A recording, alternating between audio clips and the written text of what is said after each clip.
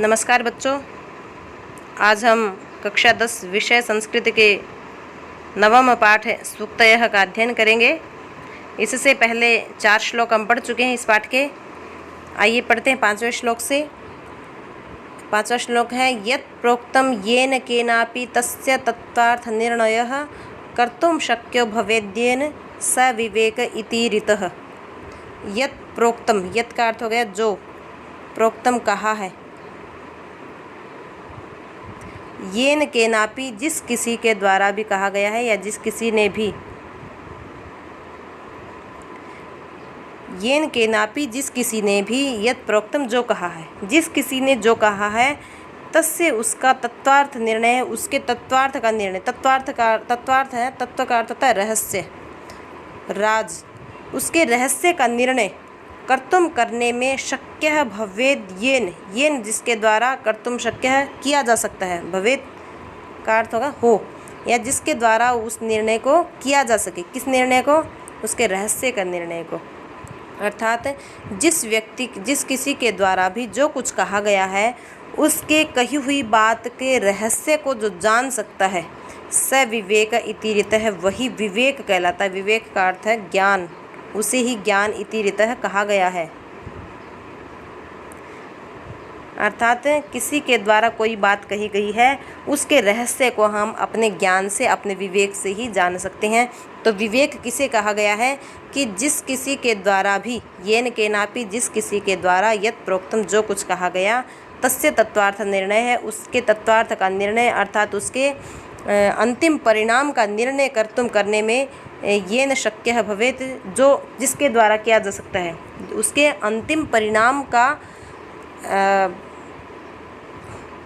अनुमान जिसके द्वारा लगाया जा सकता है, स विवेक इति ऋतः, वही विवेक कहलाता है। अर्थात हम अपनी बुद्धि के बल से, अपने ज्ञान के द्वारा, अपने विवेक के द्वारा ही ये अनुमान लगा सकते हैं कि किस व्यक्ति का कहने का भाव क्या है या उसके कहने का अंतिम परिणाम क्या है। तो इसका भाव हो गया कि जिस किसी व्यक्ति के द्वारा जो कुछ कहा गया है, उस कहे हुए के रहस्य का निर्णय जो कोई कर सकता है कि उसने क्या कहा है या वो क्या कहना चाहता है, उसके कहे हुए रहस्य को जो व्यक्ति जान लेता है या जिस व्यक्ति की बुद्धि से समझ सकती है, स विवेक इति ऋतः, वही उस व्यक्ति का विवेक अर्थात ज्ञान कहा जाता है। अर्थात कोई भी व्यक्ति किसी के द्वारा कही हुई बात को अपने विवेक से, अपने ज्ञान से ही समझ सकता है। तो इसमें बताया है कि ज्ञान या विवेक क्या है। विवेक क्या है? विवेक है कि जिस किसी के द्वारा जो कुछ कहा गया है, उसके रहस्य को जिसके द्वारा समझा जा सके, वही विवेक है। अर्थात किसी व्यक्ति की सामान्य कही हुई बात के गूढ़ रहस्य को हम विवेक से ही जान सकते हैं, या जिसके द्वारा जान सकते हैं, वो विवेक कहलाता है, वो ज्ञान कहलाता है। आगे है वाक्पटु धैर्यवान मंत्री सभायामप्यकातरः स केनापि प्रकारेण परैर्न परिभूयते। वाक्पटु, वाक का अर्थ होता है वाणी, वाणी में पटु मतलब चतुराई या वाक चातुर्य। वाक चातुर्य यानी कि बोलने में जो चतुर हो या बोलने की चतुराई जिसके पास हो। वाक्पटु धैर्यवान का अर्थ हो गया धैर्य वाला, मंत्री का अर्थ हो गया मंत्री, सभायाम अप्यकातरः का विच्छेद हो जाएगा, सभायाम धन अपि धन एकातरः।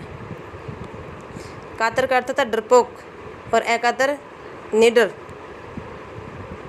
सभायाम सभा में, अपि भी, एकातरः निडर, जो सभा में भी नहीं डरता, नहीं घबराता। तो वाक्पटु वाणी में चतुराई है जिसके, धैर्यवान मंत्री और धैर्य वाला मंत्री, सभायाम अपि अकातरः, सभा में निडर, अर्थात जो जिसका मंत्री धैर्य वाला है और बोलने में चतुर है और सभा में भी निडर रहने वाला है, स वह राजा केनापि प्रकारेण किसी भी प्रकार से, परैर न परिभूयते, परैर न का विच्छेद हो जाएगा, परई ही धन न, परई ही दूसरों के द्वारा, पर का अर्थ था दूसरा, तो परई ही दूसरों के द्वारा, यहाँ तृतीय विभक्ति है, के द्वारा कारक चिन्ह है, तो दूसरों के द्वारा न नहीं परिभूयते, हराया जा सकता, या दूसरे उसको हरा नहीं सकते। किसको? किस राजा को?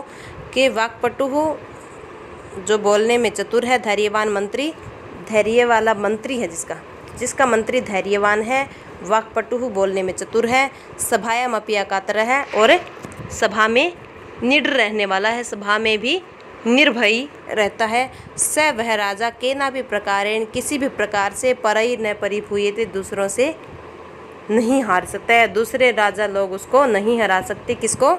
जो बोलने में चतुर है और जिसका मंत्री धैर्य वाला है, सभायाम अप्यकातर है और सभा में भी निडर रहने वाला है। ऐसा राजा दूसरों से कभी नहीं हराया जा सकता है, दूसरे उसको कभी नहीं हरा सकते। आगे 7वां श्लोक है, य इच्छत्यात्मनः श्रेयः प्रभूतानि सुखानि च न कुर्यादहितं कर्म सपरेभ्यः कदापि च। यह का अर्थ है जो, यह जो इच्छत्यात्मनः का विच्छेद हो जाएगा, इच्छति धन आत्मनः, यह जो इच्छति चाहता है, आत्मनः अपना, श्रेयः कल्याण, जो व्यक्ति अपना कल्याण चाहता है, यह जो आत्मनः अपना, श्रेय कल्याण, इच्छति चाहता है, अर्थात जो व्यक्ति अपना कल्याण चाहता है, प्रभुतानि सुखानि च, और क्या चाहता है? च और प्रभुतानि अत्यधिक, सुखानि सुख चाहता है। जो व्यक्ति अपना कल्याण और अत्यधिक सुख चाहता है, न कुर्याद अहितम कर्म सपरेभ्य कदापि च, स वह व्यक्ति न नहीं कुर्यात करे, कुर्यात के बाद शब्द बच गया यहाँ अहितम, अहितम मतलब अहित या बुरा कर्म, वह मनुष्य कभी अहित कर्म न करे, परेभ्य दूसरों के साथ कदापि कभी भी, वह व्यक्ति दूसरों के साथ कभी गलत व्यवहार या गलत अहित कर्म न करे। जो व्यक्ति अपने लिए कल्याण और अत्यधिक सुख चाहता है, वह व्यक्ति दूसरों के साथ कभी भी अहित कर्म न करे। अर्थात जो व्यक्ति अपने लिए सुख चाहता है वो दूसरों को दुख या पीड़ा न दे। तो ऐसे व्यक्ति को ही सुख और कल्याण प्राप्त हो सकते हैं जो दूसरों की भलाई करता है। इसलिए कहा है कि जो व्यक्ति अपना कल्याण और अपना अत्यधिक सुख चाहता है, उस व्यक्ति को कभी भी दूसरों के साथ अहित कर्म नहीं करने चाहिए, अर्थात दूसरों का बुरा नहीं करना चाहिए। जो व्यक्ति अपना कल्याण चाहता है, अपने लिए सुख चाहता है, वह दूसरों के साथ भी वैसा व्यवहार करे जिससे दूसरों को भी प्रसन्नता और सुख प्राप्त हो। आगे 8वां और अंतिम श्लोक है, आचार्यः परमो धर्मः, आचार्यः प्रथमो धर्मः इत्येतद् विदुषां वचः तस्माद् रक्षेत् सदाचारं प्राणेभ्योऽपि विशेषतः।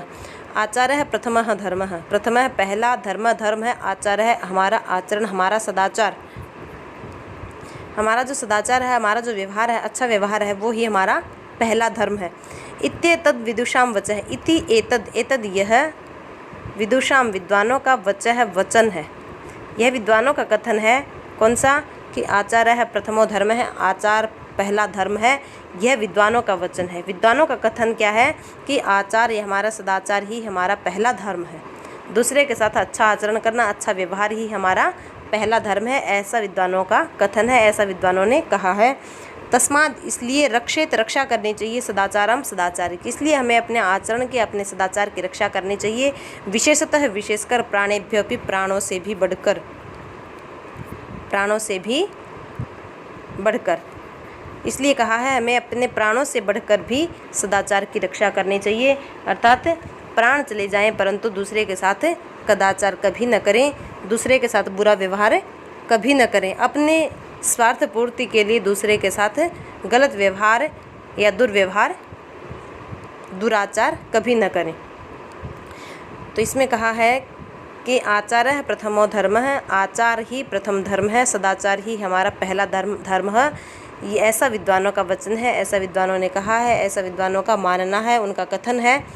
तस्माद् रक्षेत सदाचारम, इसलिए सदाचार की रक्षा करनी चाहिए। विशेषतः प्राणेभ्योऽपि, विशेषकर प्राणों से भी बढ़कर, इसलिए विशेषकर प्राणों से बढ़कर भी सदाचार की रक्षा करनी चाहिए। अर्थात प्राणों के बदले भी हम सदाचार कर सकें तो बहुत अच्छा हो। अर्थात अपने जान की बाजी लगाकर भी हम दूसरों के साथ अच्छा व्यवहार ही करें। यही इस श्लोक का भाव है कि यह विद्वानों का वचन है कि सदाचार पहला धर्म है, इसलिए प्राणों से बढ़कर भी सदाचार की रक्षा करनी चाहिए, अर्थात दूसरों के साथ सद्व्यवहार हमेशा करना चाहिए। और इसी के साथ हमारा पाठ पूर्ण हुआ। और मेरा आपसे अनुरोध है कि इन श्लोकों का अर्थ समझने के लिए, इन श्लोकों का भाव समझने के लिए आप इस वीडियो को दोबारा देख सकते हैं। और नीचे शब्दार्थ दिए हैं, उन शब्दार्थों को देखकर भी आप अपनी शंकाओं का निवारण कर सकते हैं। और आप सभी का धन्यवाद।